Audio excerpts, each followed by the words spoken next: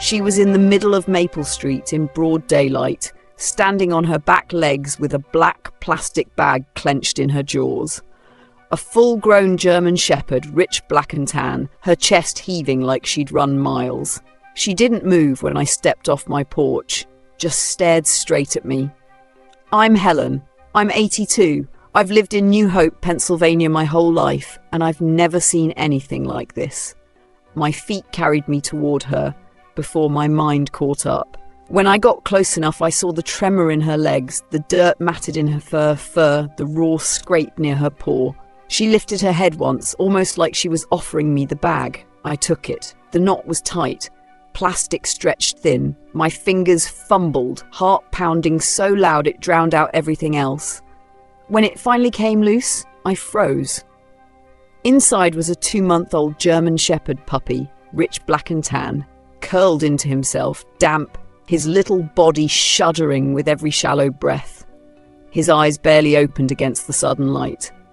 Oh my God. The words slipped out before I could stop them. I could feel the cold through the plastic. He was so light, I thought for a second he might not be alive. Then a faint whimper reached my ears.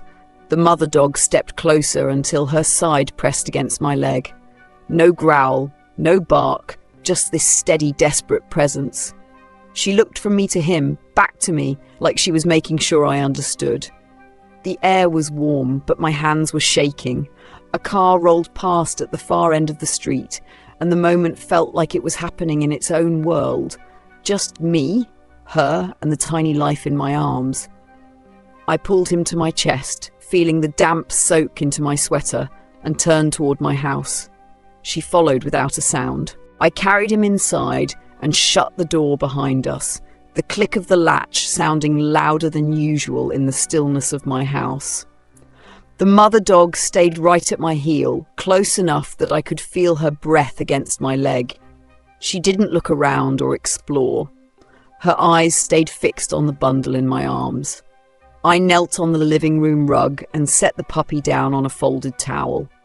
His paws were cold, the pads soft and pink like they'd never touched the ground for long. He gave a weak shake of his head, then stilled again. The plastic bag lay crumpled beside us, a knot still dangling loose from one corner. I didn't want to think about how long he'd been in there or who had done it. The mother dog lowered herself onto the rug, pressing her body against his tiny frame. She let out a low, steady sound, not a growl, more like a hum, her nose nudging him as if to keep him anchored in the world. Her tail lay still. There was no wag, just a patient, aching stillness. I fetched an old wool blanket from the couch and draped it over both of them. My hands remembered the motion without thinking, tucking in corners, smoothing the fabric like I used to when Jeremy came home from long shifts at the mill. It had been a year since he'd last spoken, a year since I'd heard his laugh fill this room. Most days it felt like the walls had swallowed all the sound. I filled a small bowl with warm water, another with milk. The puppy's nose twitched when I set them down.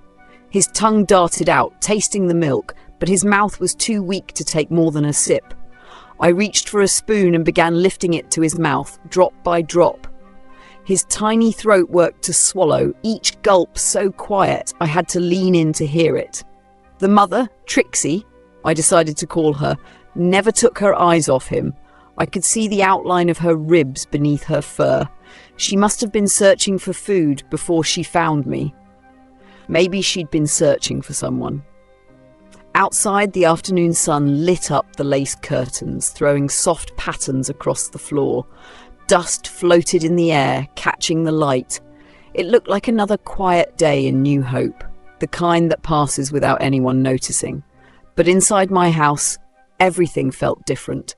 The stillness wasn't empty anymore, it was holding its breath. I sat cross-legged on the rug, watching Trixie breathe in time with the puppy. Every so often, his body twitched and her head would lower instantly, nose against his ear. I thought of the nights I'd sat beside Jeremy's hospital bed, waiting for the smallest sign that he was still fighting. My fingers brushed the puppy's damp fur, and he gave a faint sigh. I didn't know if he'd survive the night, but in that moment, I knew I wasn't letting him go. Not him, not her. Somewhere in the quiet, I realised I was already hoping. That first night, I didn't go to bed. I stayed on the rug with them, the wool blanket pulled around my shoulders, watching every rise and fall of the puppy's chest. The clock on the wall ticked louder than it ever had before. Trixie lay curled in a half circle around him, her nose tucked near his belly, her ears twitching at every small sound. Around midnight, the house felt colder than it should have. I added another log to the fireplace, the soft crackle filling the silence. The glow of the flames lit up the puppy's fur, and I saw for the first time how small he really was. No bigger than my forearm. His little paws were still damp, and his whiskers glistened in the light. I wrapped a corner of the blanket over him again, tucking it gently under his chin. From time to time, I tried offering him another spoonful of milk. He'd take a sip or two, then rest again. Trixie would lift her head to watch, as if making sure I wasn't giving too much or too little. She didn't sleep deeply. Every sound from outside made her eyes snap open, scanning the dark as if she expected someone to come for him. Somewhere between 2 and 3 in the morning, I leaned back against the couch and let my eyes close. I told myself I'd just rest for a minute. When I woke, a soft warmth pressed against my hand. The puppy had shuffled closer, his tiny head resting on my fingers. I couldn't stop the smile that crept across my face. By morning, the light through the curtains was pale and gold. Trixie stood and stretched, her joints cracking softly. She went to the door, looked back at me, then scratched once with her paw. I opened it, and she stepped out into the cool air. I half feared she wouldn't return, that she'd done her duty and would disappear like she'd come. But minutes later, she trotted back with something in her mouth, a scrap of an old towel, worn and frayed. She dropped it beside the puppy, then lay down again, her head resting on her paws. I didn't know if she'd brought it from somewhere she'd been living, or if it was the last thing that smelled of her own lost litter. Either way, I felt the weight of it. I made oatmeal for myself, poured some warm milk for the puppy, and filled a bowl with water for Trixie. She drank deep, the sound of it filling the room like music. The puppy managed a few more sips than the night before, his eyes a little brighter. Sitting there with the morning light spilling across the floor and the quiet rhythm of their breathing around me, I realised something. The house didn't feel as empty. For the first time in a year, it felt like it was holding life again. I reached down and stroked the puppy's back. His skin twitched under my hand, and he made a tiny sound, half yawn, half whimper. It was so small, so fragile, but it was a start, and I wasn't going to let anyone take that away from us. By the second morning, the warmth of the fire had faded, and the air in the living room was cool again. I woke to the sound of claws clicking softly on the floor. Trixie was pacing near the front door, ears pricked, tail low. The German Shepherd puppy was still curled in the blanket, but his breathing was shallow, each rise of his chest slow and uneven. My stomach tightened. I knelt beside him, pressing the back of my fingers gently to his side. He was cooler than he should have been. I poured a little milk into the spoon, trying to coax him to drink, but his mouth stayed closed. His head lolled just slightly toward my hand. "Trixie," my voice came out sharper than I meant. She came over immediately, nose nudging the puppy's cheek, then his belly, as if urging him to wake. I'd seen mothers do that before. Jeremy and I had a German Shepherd when we were young, and I remembered how she'd nudge her pups if they slept too long. The thought that this tiny life could slip away inside my own home made my hands shake. I wrapped him in the blanket and held him close to my chest, rocking without thinking. Trixie pressed herself against my knee, her head lifting and lowering in rhythm with my breath, as if she was trying to keep me calm. I stood and carried him to the window, letting the morning sun hit his face. The golden light poured over us, and after a moment his eyelids fluttered. A tiny flick of his tongue touched the air. I grabbed the spoon again, brought it to his mouth, and this time he swallowed. Slowly, but he swallowed. Relief flooded through me, but it was thin and trembling. I knew we weren't out of danger. He was too small, too weak, and whatever had happened before Trixie brought him here had already stolen too much from him. After he drank a few more drops, I set him back on the towel near the fire. Trixie lay beside him, curling her body so tightly around him it looked like a shield. I watched them for a long time, the sound of their breathing filling the room. It wasn't until much later, when I went to get more firewood, that I realized Trixie was gone. The puppy was still sleeping, but the space beside him was empty, her warmth fading from the blanket.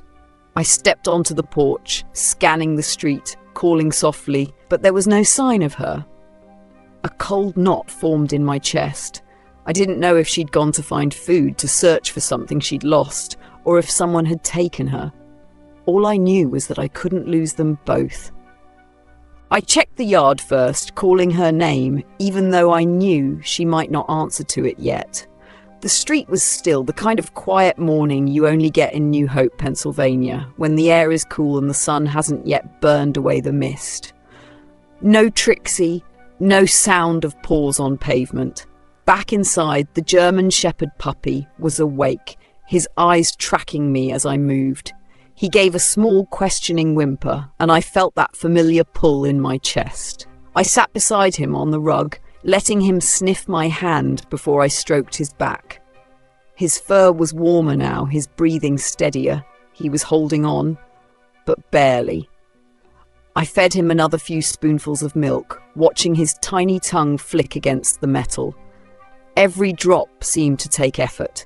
I couldn't stop thinking about Trixie, how she had carried him here, how she had looked at me like she was trusting me with her whole world.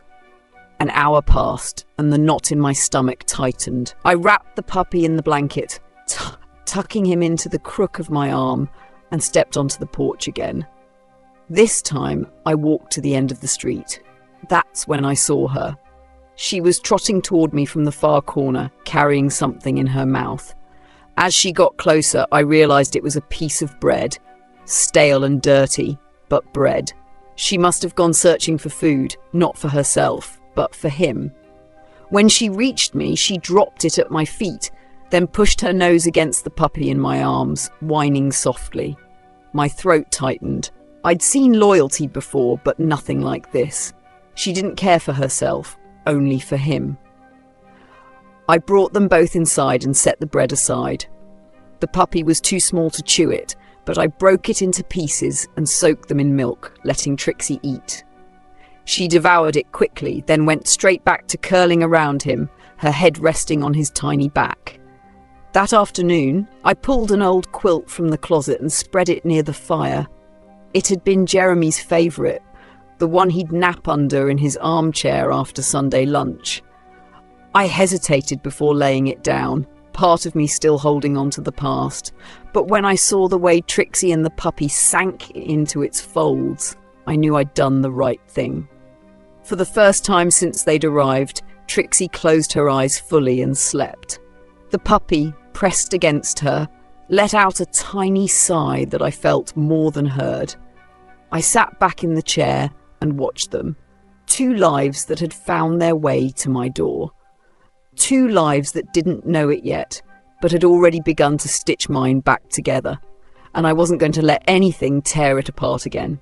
The next morning, the smell of wood smoke lingered in the house, mixing with the faint, warm scent of fur. I woke in my armchair, the fire burned low, and Trixie was already watching me. Her ears flicked forward when I moved, as if she'd been waiting for me to open my eyes. The German Shepherd puppy was tucked so tightly under her chest he was barely visible, only the rise and fall of the blanket giving him away. When I reached down to touch him, Trixie didn't move away. She just followed my hand with her eyes, calm but alert. I warmed a small pot of milk on the stove, adding just a touch of honey like my grandmother used to when our dogs were sick. The puppy drank slowly, but with more strength than the day before. His eyes lingered on me longer now, as if he was starting to recognize me. After breakfast, I stepped outside to fetch more wood. The air in New Hope had that crisp, early spring bite, and the street was quiet, except for the distant hum of a delivery truck. When I came back in, I found something I didn't expect. Trixie had gone to the old coat rack in the corner and pulled down a wool scarf that had belonged to Jeremy. She dragged it carefully across the floor, nosing it into place beside the puppy. Then she curled around both of them. I froze in the doorway. That scarf had hung there untouched since the day I brought Jeremy home from the hospital. I couldn't explain how she knew or if she knew, but seeing it there under the puppy made my throat ache. I sat down on the rug with them. "You're making this your home, aren't you?" I whispered. Trixie's eyes softened, and for a moment it felt like she understood every word. In the afternoon, I opened the back door to let in some fresh air. Sunlight spilled across the floor, and the puppy wobbled to his feet for the first time since he'd arrived. His steps were unsteady, but Trixie stayed close, nudging him gently each time he swayed. It was the smallest thing, 3 steps across the rug, but it felt like a victory. I clapped my hands softly, and his tail twitched once, like he wanted to wag but wasn't quite ready. For the rest of the day, I couldn't stop replaying that tiny moment. Not just because the puppy had stood, but because of the way Trixie had watched him, every movement mirrored with her own. It made me realise something I hadn't let myself think before. These two weren't just surviving anymore, they were starting to live. And maybe, just maybe, so was I. The morning sun poured through the kitchen window, turning the steam from my teacup into a soft cloud. Trixie sat near the back door, eyes fixed on the yard, her ears flicking every few seconds. The German Shepherd puppy was more awake today, his head lifting when he heard my voice. I decided it was time for him to feel the outside air.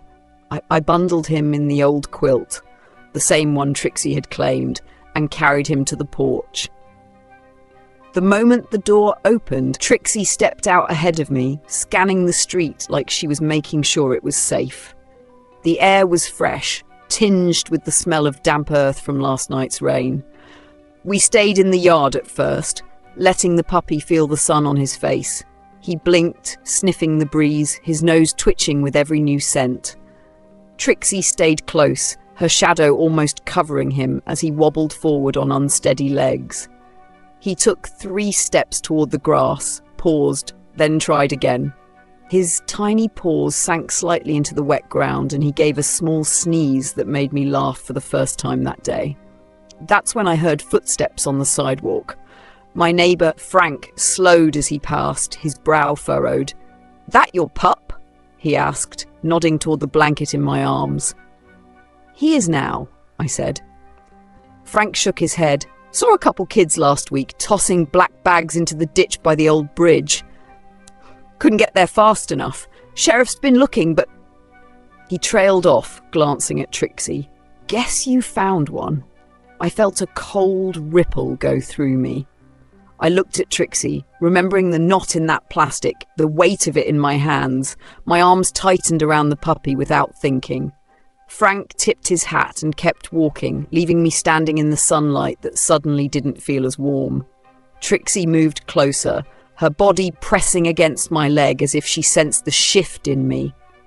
The puppy let out a soft sigh, oblivious to the words that had just carved themselves into my mind. I carried him back inside, Trixie following close. The quilt stayed wrapped around him as I set him near the fire. I sat on the rug, my hand on his tiny back, feeling each breath. No matter who had put him in that bag, they weren't going to take him from me. Not now. Not ever. That afternoon, the light in the living room shifted, the fire casting long shadows across the floor. The German Shepherd puppy had been dozing most of the day, but suddenly he pushed himself up and began padding clumsily across the rug. His legs were still wobbly, but there was something purposeful in the way he moved. I watched, curious as he made his way toward the hallway. Trixie rose instantly, falling into step behind him, her nose close to his back. They passed the kitchen, then the bookshelf, heading straight toward the bedroom at the end of the hall. Jeremy's room. I followed, my breath catching. That door had been half closed for months, the space inside dim and still. When I stepped in, the puppy had stopped just short of the bed. He looked up, ears twitching, and let out a small, questioning whine. Jeremy lay where he always did, his eyes closed, his breathing steady but shallow. For a moment, the only sound was the faint ticking of the clock on the dresser. Then the puppy let out another sound, soft, high-pitched, almost like a call. It hit me so suddenly I had to grip the door frame. Years ago, our old German shepherd, Maggie, would make that exact sound whenever Jeremy came home from work. The tone was identical, half greeting, half plea. I felt the sting in my eyes before I could stop it. Trixie stepped forward, placing herself between the bed and the puppy. She looked up at Jeremy, her tail still, then slowly lowered herself onto the floor beside him. She didn't move again, just sat there watching his face like she was waiting for him to open his eyes. The puppy tried to climb up the quilt that hung from the bed, his tiny claws slipping on the fabric. I bent down and lifted him, placing him gently on the mattress near Jeremy's arm. The puppy sniffed at his sleeve, then tucked himself into the crook of it, his body relaxing as if he'd found where he belonged. I stood there, one hand over my mouth, afraid to move. It had been a year since I'd seen any change in Jeremy's expression. But as the puppy settled, I saw the faintest twitch at the corner of his lips, so small I might have imagined it, but enough to send my heart pounding. I left the room quietly, letting them stay together. Trixie didn't follow me.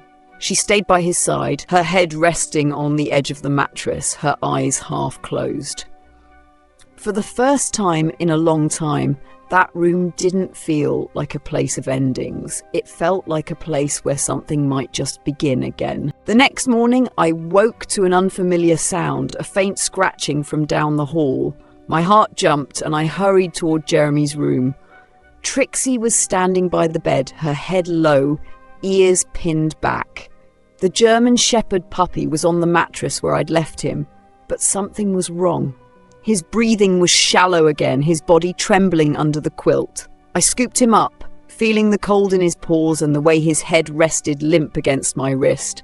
"No, not now," I whispered, the words tumbling out before I could think. Trixie followed me into the living room, pacing tight circles as I knelt near the fire. The logs had burned low overnight. I threw in more kindling, struck a match, and coaxed the flames back to life. The orange glow began to push back the chill in the air, but the puppy didn't stir. His eyes were half closed, his breaths uneven. I warmed milk on the stove and dipped the spoon, bringing it to his lips. Nothing. His tiny tongue didn't even move. My chest tightened. I thought of the black bag, the weight of him inside, and how close I'd been to losing him before I even knew his name. I wasn't going to let that happen again. Trixie came closer, pressing her nose to his side, nudging him with increasing urgency. When he didn't respond, she let out a low, mournful sound that cut straight through me. It was the same sound I'd made the night the doctors told me Jeremy wouldn't wake up. I wrapped the puppy in the scarf Trixie had taken from the coat rack days before Jeremy's scarf and held him against my chest. My own heartbeat felt loud in my ears. "Come on, Walter," I said, the name spilling out without hesitation. "Stay with us." Minutes dragged like hours. I kept rocking him gently, spooning drops of milk against his lips, watching for any sign. Then, just as I was starting to think I might lose him, I felt a faint shift. A swallow. Then another. His paw twitched once under the fabric. I exhaled so hard it almost hurt. Trixie's tail moved, just a single slow wag, before she lay down beside us, curling herself around my legs. I knew we weren't out of danger. But in that moment, with the fire crackling, Trixie's body warming my knees, and Walter's tiny breaths against my palm, I felt something I hadn't let myself feel in a long time. Hope. But this time, fierce enough to fight for. That evening, the air in the house felt different, charged, like the moment before a storm. Walter was resting more easily now, his tiny body tucked under the quilt on the rug. Trixie lay close, but her ears kept twitching toward the hallway. I followed her gaze and saw the bedroom door was open wider than I'd left it. Jeremy's room. The light from the setting sun spilled across the floorboards, painting a path straight to the bed. Walter stirred, lifting his head as if he'd heard something I hadn't.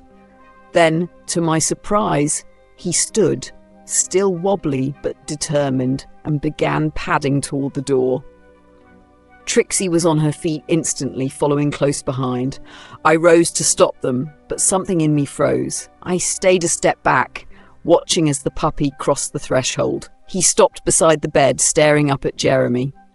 Then, without hesitation, Trixie placed her front paws on the edge of the mattress and gave a short, sharp bark, not loud but commanding. Jeremy moved. It wasn't much. His fingers twitched, curling slightly against the quilt. Walter let out a high, insistent whine, pawing at the bed. Trixie barked again, her eyes locked on his face. I hurried forward, my knees almost giving way. "Jeremy," I said, my voice trembling. "It's me." His eyelids fluttered. Just once, then again, longer this time. His gaze wasn't fully focused, but it was there. He looked at me, then at the movement near his arm. Walter had climbed halfway onto the bed, pressing his small head into the crook of Jeremy's elbow. And then the corner of Jeremy's mouth lifted. Not a full smile, but enough to make my heart stop. I reached for his hand and his fingers moved, curling weakly around mine. Trixie let out a low, satisfied sound and lay down with her head on the mattress as if she'd been waiting for this exact moment. I didn't speak. I didn't dare break whatever fragile thread had just been tied between all of us. For the first time in a year, that room felt alive again. And it wasn't the machines or the medicines. It was them. The dogs had brought him back to me. The next morning, I woke to the sound of movement down the hall. Real movement, not the faint rustle I'd grown used to over the past year. I hurried toward Jeremy's room, my slippers barely touching the floor. He was sitting up, not much, just propped on one elbow, but enough that I stopped in the doorway, gripping the frame like it was the only thing keeping me steady. Trixie was beside him on the bed, her body stretched out along his legs. Walter, the little German shepherd puppy, was curled on his lap, his head rising and falling with Jeremy's breathing. "You're awake," I whispered, as if saying it too loud might undo it. Jeremy's eyes met mine, slow but steady. "Looks like I had some help," he murmured, his voice rough from months of silence. His hand moved to stroke Walter's back, the motion awkward but sure. I crossed the room and sat on the edge of the bed. Walter climbed into my arms, still warm from Jeremy's lap. His tiny tail thumped weakly against my wrist. Trixie stayed put, her gaze moving between us like she was keeping count, making sure we were all here. We spent the morning like that. No television, no noise beyond the occasional crackle of the fire. Jeremy spoke in short bursts, telling me he could remember dreams but not much else. Each time his voice faltered, Walter would nuzzle his hand and Trixie would press her head into his shoulder. By midday, Jeremy asked to move to the armchair by the fireplace. It took time, and my arm under his felt like the most fragile thing I'd ever held, but we made it. Trixie walked beside us the whole way, brushing his leg with her side.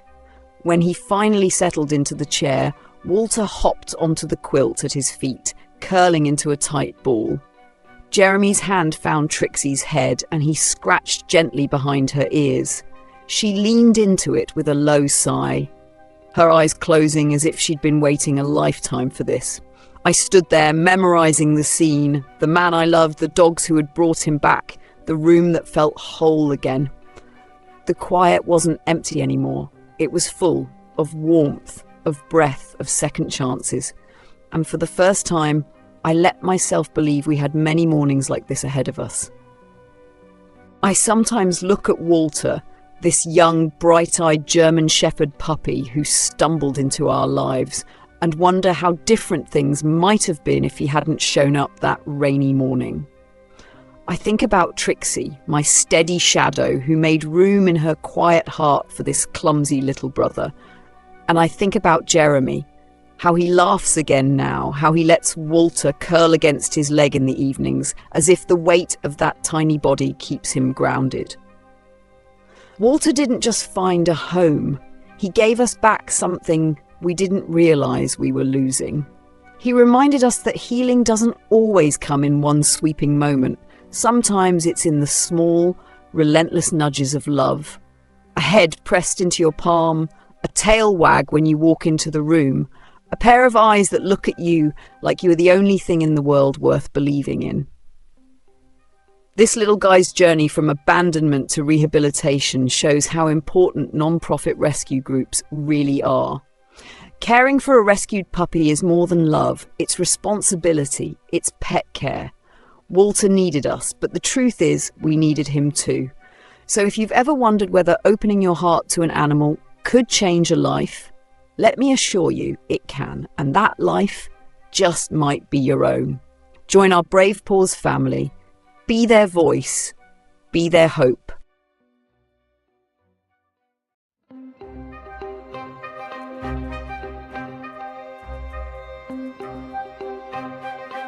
She wouldn't move, not even when the wind cut through her fur. A 4-month-old white German Shepherd puppy sat frozen on the snowy bank of the Mississippi River in Minneapolis, Minnesota. Her eyes were locked on the swirling current and on a husky puppy spinning helplessly atop a jagged sheet of ice drifting away from shore. I'd never seen such fear or such determination in a puppy's eyes. The sunlight caught the tiny tremors in her body, every muscle tensed as if she could leap in at any second. The husky, barely her age, white and silver with icy blue eyes, let out a sharp, desperate bark that sliced through the sound of rushing water. My chest tightened. Whoever these puppies belonged to, they weren't here now. And if someone didn't act soon, that piece of ice would carry him beyond the bend, or worse. I stepped closer, my boots crunching into the snow, and the German Shepherd puppy glanced back at me for the briefest moment, just enough for me to see the wet tracks on her fur where her own tears might have frozen. She turned back toward the river as if willing me to understand that it wasn't her in danger, it was him. "Easy, girl," I murmured, my voice lost in the wind. The river's edge was slick, the ice near the shore thin and cracked. One wrong step and I could end up in the same icy current.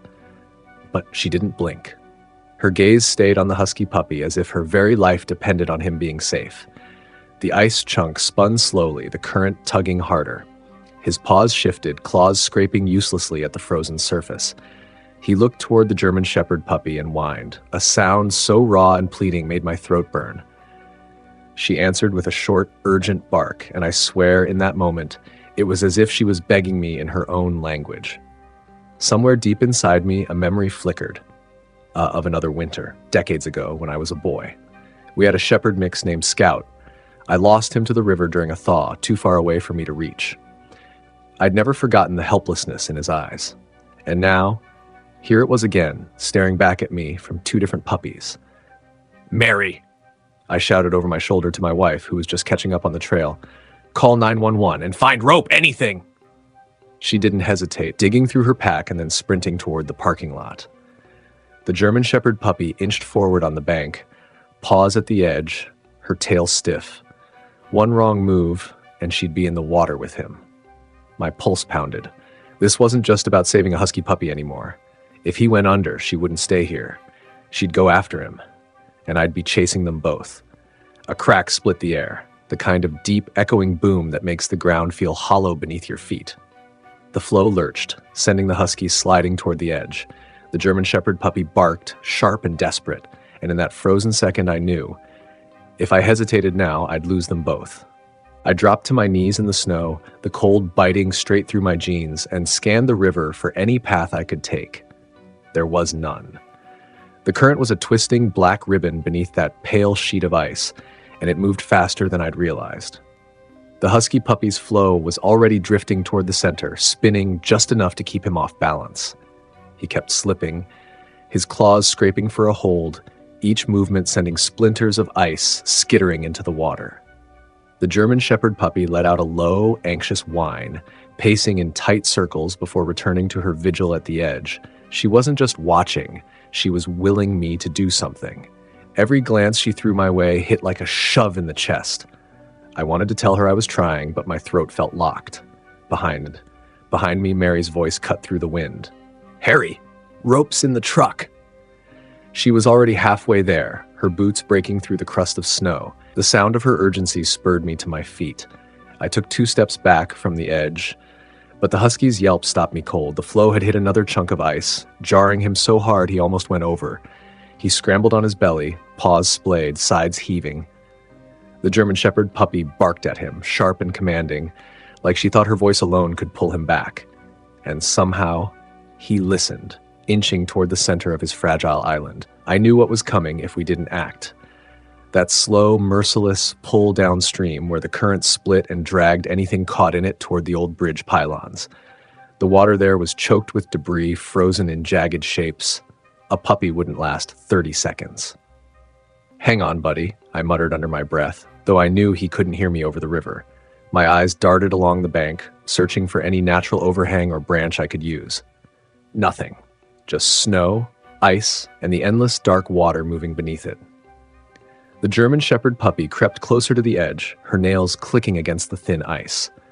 I lunged forward, my hand catching her scruff just as a crack snapped right under her front paw. She jolted but didn't try to pull away. Instead, she leaned into my grip, eyes still locked on the husky puppy. That look, like she decided she wasn't leaving without him, made something shift in me. It wasn't just a rescue anymore. This was a bond, something I could feel even if I didn't understand it yet. She needed him safe as much as she needed herself safe. Mary's voice carried over the wind again, closer this time. "Got it! Catch!" A coil of rope sailed through the air toward me, landing in the snow at my feet. I scooped it up with numb hands, my breath clouding in the icy air. I didn't know if I could reach him in time. I didn't know if the ice would hold, but I knew one thing for certain. If I failed, the German Shepherd puppy wouldn't forgive me, and neither would I. I looped the rope around my waist, the fibers stiff and frozen from years in the back of the truck. My fingers burned as I tied the knot, the kind you only trust when there's no second chance. Mary braced herself a few feet behind me, planting her boots deep in the snow, ready to anchor my weight. The husky puppy was drifting faster now, the gap between him and the bank widening with every heartbeat.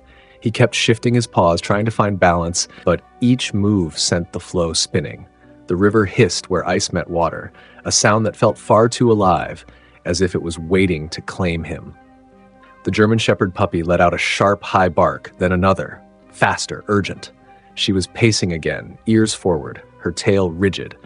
I swear she understood the rope meant I was going after him, because the moment I stepped toward the edge, she stopped moving and watched me with unblinking focus. I tested the ice with my boot. It groaned under the pressure, hairline cracks spidering out in every direction. My stomach twisted. One wrong move and I'd be in the water with him. And I'd seen too many winter rescues end badly when the cold faster than the lungs could work. But the husky puppy cried again, and that sound shoved every doubt out of my head. I took another step, spreading my weight, the rope pulling tight against my waist as Mary steadied me. The German Shepherd puppy moved alongside me, paw for paw, her nose low, tracking his scent across the frozen air. Halfway out, the ice beneath me flexed, water bubbling up through a crack. My heart hammered, my breath shallow, but I kept moving. The flow was close now, maybe 12 feet away, but drifting toward a channel where the current picked up speed. If it reached that, he'd be gone. I dropped to my knees to lower my center of gravity, inching forward on my belly. Cold seeped through my clothes, biting into my ribs. The husky puppy's eyes found mine for the first time, wide and unblinking. His ears flattened, and he let out the softest whimper, almost like he was asking if I could really do this. The German Shepherd puppy stayed just behind me, her paw pressing briefly against my boot as if to say, "Don't stop now." I reached the end of the rope's slack. It wasn't enough. "Mary!" I shouted, my voice cracking over the wind. "I need more line." But before she could answer, a loud crack split the air. The floe tilted hard, and the husky puppy slid toward the edge, paws scrambling. I lunged forward, fingers outstretched, ice breaking under my elbows. For a second, all I felt was the rush of water beneath me, and then the coarse fur of his neck in my grasp. The moment my fingers closed around the husky puppy's scruff, the floe lurched again, breaking away in two jagged pieces. His small body jolted in my grip, and icy spray hit my face like needles. He whimpered, twisting in my hold, his paws thrashing against the air. "Got you," I muttered through clenched teeth, pulling him toward me. The ice between us and the bank was already fracturing, thin sheets collapsing into the black water. Mary's voice carried over the wind, sharp, panicked, but I couldn't make out the words. All I could hear was the roar of the current and the pounding in my ears. The German Shepherd puppy surged forward, her paws skidding dangerously close to a widening crack. She barked at me, one sharp, commanding note, and then at him, as if urging us both to keep moving. I clutched the husky tight against my chest, his wet fur seeping cold straight into my bones, and began sliding backward on my belly, inch by inch. The rope bit into my waist as Mary pulled, each tug synchronized with my shoves against the ice. I felt it bow and flex under my weight, the surface trembling like it could collapse at any second. The husky's heartbeat hammered against my arm, fast and frantic, his breathing shallow. A sudden groan from beneath sent a shock through my chest, a sound that every rescuer knows means you've got seconds. I pushed harder, my elbows digging into the ice, every muscle screaming in protest.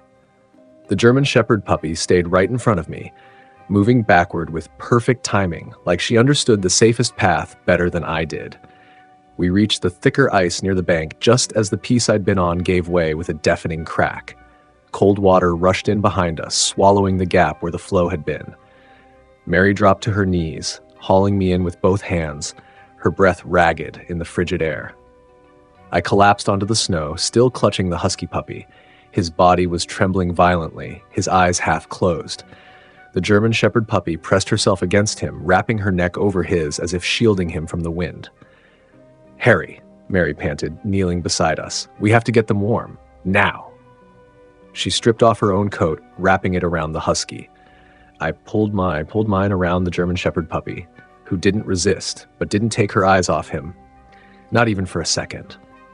As I looked at the two of them huddled together, their breaths forming small clouds between them, it struck me. Whatever their story was, it wasn't just survival. She hadn't been waiting for someone to save her. She'd been waiting for someone to save him. And somehow I knew that wasn't the end of the danger. Mary and I moved fast, our boots crunching through the snow as we made for the truck parked up on the trailhead. The wind cut across the riverbank, sharper now, carrying the scent of cold metal and frozen water. I had the husky puppy cradled against my chest, his wet fur soaking into my shirt, each tremor in his small body stabbing me with the same thought. We might be too late. The German Shepherd puppy trotted beside me, never once looking away from him. Her steps were quick but measured, her head low, ears pressed back against the cold. She kept brushing against my leg as if making sure I didn't let him go. Every few steps, she let out a soft whine, glancing up at me like she was checking if I could feel the urgency she felt. Mary yanked open the truck door, the blast of warm air from the heater fogging instantly in the frigid air. "Get in!" she called. I slid onto the seat with the husky puppy still tight in my arms, the German Shepherd puppy scrambling in after us, planting herself right beside him. We cranked the heat, but his shivering didn't stop. He made a faint sound, somewhere between a cough and a gasp, and my heart dropped. I'd seen this before. Cold shock. Puppies lose their fight faster than you think. I pulled my coat tighter around him, rubbing his sides, willing warmth into his tiny frame. The German Shepherd puppy pressed her nose into his wet fur, licking his face with small, frantic strokes. Every time he blinked slowly, she nuzzled harder, like she was trying to keep him from slipping away. Mary kept glancing over from the driver's seat, her knuckles white on the wheel. "There's a vet about 10 minutes from here," she said, her voice tight. "Harry, you think he can make it that long?" I didn't answer right away. I just kept rubbing him, watching for any sign. A stronger breath, a louder sound, anything. The German Shepherd puppy let out a sharp bark that made both of us jump, then went right back to tending him. That's when I realized something. She hadn't taken her eyes off him for more than a second since I'd first seen them. She wasn't just concerned. She was guarding him, as if she'd decided that whatever happened next, she'd be the one to keep him alive. The truck hit a patch of ice, sliding just enough to make Mary grip the wheel harder. I braced myself, like holding both puppies closer. My pulse was loud in my ears, the heater blowing dry air that couldn't seem to warm any of us fast enough. Then the husky puppy's breathing hitched, one sharp, painful gasp, and for a terrifying moment, he went still. No, no, no. The words slipped out before I even realized I was saying them. I shifted the husky puppy in my arms, rubbing his chest in quick circles, my palms rough against his damp fur. His head lolled, eyes half shut, and the cold inside the cab felt sharper than the wind outside. The German Shepherd puppy climbed halfway into my lap, pressing her muzzle against his nose. She gave a soft whimper, then started licking furiously, as if her touch alone could pull him back. Her body was wedged against his so tightly I could feel her trembling against my ribs. "Harry?" Mary's voice cracked. She glanced at me for half a second, fear flickering across her face. "You need me to. Just drive," I said, my voice harsher than I meant. I couldn't look at her. All my focus was on him. I shifted my hands, gently opening his jaw to check his airway, then rubbed harder at his sides, coaxing him like I'd done with half-frozen pups years ago during rescue work. The German Shepherd puppy let out a sharp bark right against his face. And then a shudder. His chest rose, just barely, followed by a ragged, wheezy breath. I let out a sound somewhere between a laugh and a sob, my throat burning from holding it in. "That's it, buddy," I murmured, leaning down so he could hear my voice. "Stay with me, just a little longer." Mary swung the truck hard onto the next road, the vet's clinic now only minutes away. The German Shepherd puppy's eyes flicked between me and the husky, her ears twitching with every change in his breathing. Outside, the snow was blurring past, sunlight bouncing off the white in blinding flashes. It felt like time had slowed down to each single inhale he managed to take. My own heart rate matched his, stumbling and unsteady, until finally I saw the sign ahead, the red and white of the clinic's logo against the pale sky. Mary didn't bother with the parking lines. She skidded right up to the entrance, throwing the truck into park. I flung the door open, boots crunching into a snowbank. The two puppies clutched against me. The German Shepherd puppy stayed tight to his side, refusing to let go even as we hit the clinic doors. A vet tech's eyes went wide when she saw us. "How long in the cold?" "Too long," I said, my voice hoarse. "He's barely breathing." She ushered us inside, her gloved hands already reaching, but the German Shepherd puppy planted herself like a stone, refusing to let them take him without her. And in her eyes, I could see it plain as day. She wasn't going to leave his side. Not now. Not ever. The clinic smelled faintly of antiseptic and something warm, like clean laundry. Heat hit us in a wave as the doors shut behind, but it didn't loosen the German Shepherd puppy's stance. She stayed pressed to the husky puppy's body even as the vet tech crouched down with a blanket in her hands. "It's okay, sweetheart," the tech murmured, but the German Shepherd puppy didn't blink. Her gaze tracked every movement toward him, her body trembling but unyielding. I crouched beside her, my hand brushing her neck. "Let them help," I whispered, and for a moment her eyes met mine, as if asking if I was sure. The husky puppy let out a faint cough, his head twitching. That tiny movement seemed to break her hesitation. She stepped aside just enough for the vet tech to wrap him up and lift him. But then, without missing a beat, she trotted after, refusing to be more than a foot away. We were led into a small treatment room where another vet tech had already set out heated towels and a small oxygen mask. The husky puppy was placed gently onto the table, and warm hands worked quickly, drying him, rubbing his legs to restore circulation, slipping the mask over his muzzle. The German Shepherd puppy jumped up against the table, her nails tapping the metal edge, watching every motion like a silent supervisor. Her ears twitched at the sound of the oxygen machine, but she didn't move back. "His core temp is dangerously low," the vet said over her shoulder, "but you got him here in time. We'll get him stable."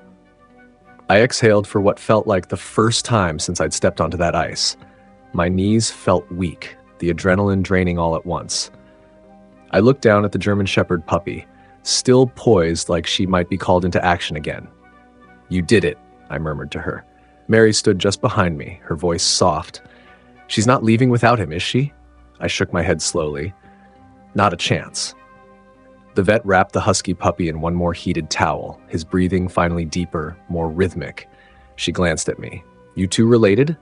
she asked, nodding toward the German Shepherd puppy. I opened my mouth to answer, but stopped. Looking at the way she watched him, the way she leaned closer with every breath he took, I realized I didn't actually know their story, and I had a feeling it was a story worth hearing. The husky puppy was resting now, his breathing steadier, tiny clouds of condensation fogging the clear plastic of the oxygen mask. The warmth from the heated towels had softened the stiffness in his body, but his paws still twitched from the chill. The vet stepped out for a moment, leaving the German Shepherd puppy and me alone with him. She had finally settled beside the table, her head resting near his side, ears relaxed for the first time since I'd found them. I lowered myself to the floor next to her, my knees cracking in protest, and let my hand drift over the top of her head. Her fur was still damp in places, cold clinging to her skin. "You didn't move from him once," I said quietly, more to myself than to her. She blinked slowly, her gaze never leaving him. "Most dogs, they'd have run for warmth, but not you." Mary came back in with 2 steaming cups of coffee. She set them down and crouched beside me, watching the puppy's still, focused expression. "She's like a mountain," Mary murmured. "Solid, unshakable." The word caught in my mind. Mountain. A name took shape without me forcing it. A name that matched the way she'd stood in the snow, never flinching, never backing down. I scratched gently behind her ear. "Everest," I said, testing the sound of it. Her ears twitched, and for the first time since I'd met her, she turned her full attention to me. Those pale brown eyes held mine for several seconds, and I swear there was a flicker of understanding there, as if she knew the sound belonged to her now. Mary smiled faintly. "Everest, I like that." The husky puppy stirred at the sound of my voice, lifting his head just enough for Everest to lean in and nuzzle his cheek. He let out a faint whine, softer this time, less desperate, and closed his eyes again. I watched her as she settled against him once more, her body curving protectively around his. The name fit so perfectly, it was like she'd been carrying it all along, waiting for someone to say it out loud. Somewhere in the back of my mind, though, a new thought crept in. A question I hadn't dared to voice yet. If Everest had been out there in the cold for him, then where had they come from? And what had happened that left them alone on that river? The vet returned a few minutes later, pulling off her gloves with a snap. "He's improving," she said, glancing at the husky puppy. "But he's not out of the woods yet. We'll need to keep him on oxygen for a while and monitor his temperature." Everest lifted her head at the sound of the vet's voice, but didn't move away. Her body stayed pressed to his side, a quiet, steady heartbeat next to his. I stood, rubbing the stiffness from my legs, and looked at the husky puppy more closely. His eyes fluttered open, icy blue, unfocused at first, then fixing on Everest. She made a low sound in her throat, almost like a hum, and he seemed to settle just hearing it. "You two are something else," I murmured. "She waited for you out there. Didn't move a muscle until we pulled you in." The vet smiled faintly. Sounds like she knew exactly what she was doing. She adjusted the oxygen mask, then nodded toward him. "Does he have a name?" I hesitated. "Not that I know of." I glanced down at Everest. "What do you think?"